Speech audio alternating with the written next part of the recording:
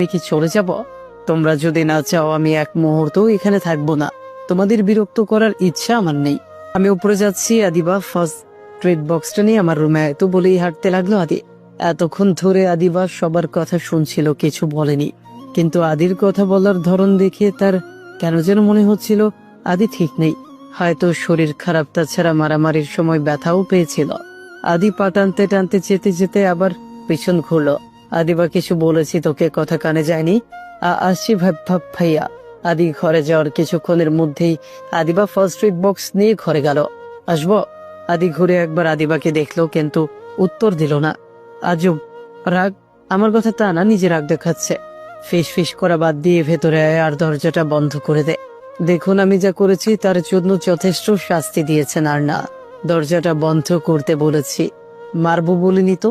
আদিবা এখন তার কথা না শুনলেও মারবে, শুনলেও মারবে, তাই বাধ্য হয়ে দরজাটা বন্ধ করে দিয়ে এগিয়ে গেল আদিবা। আদি হাতের ইশারায় আদিবাকে নিজের কাছে রাখলো। কেন জানি আদিবা ভয় পেল। বাবা ভাইয়া বাসায় কি করে ফেলি?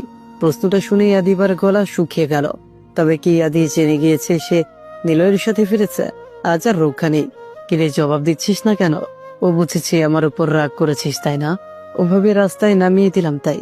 আসলে আমি জানতাম এই ঝামেলা এত সহজে মিটবে না। পুলিশ আমাকে তাড়া করবে।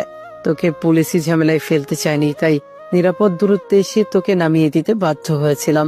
রাগ করিস না প্লিজ। ভাই তুমি, বাহ কত বছর পর তোর মুখে তুমি ডাক শুনলাম।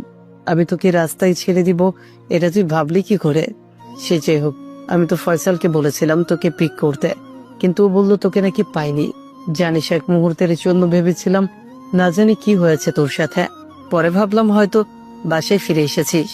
ভাই আমায় পুলিশ কেসে জড়াতে চায়নি জন্য আমাকে নামিয়ে দিয়েছিল, আর আমি ওকে কত কিছু ভেবেছি। সত্যি ভাই আমার কথা এত ভাবে?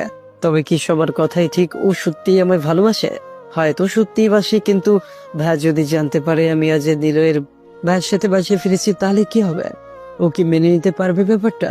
কেন মনে হচ্ছে আমার জীবনে ঝড় আসতে চলেছে?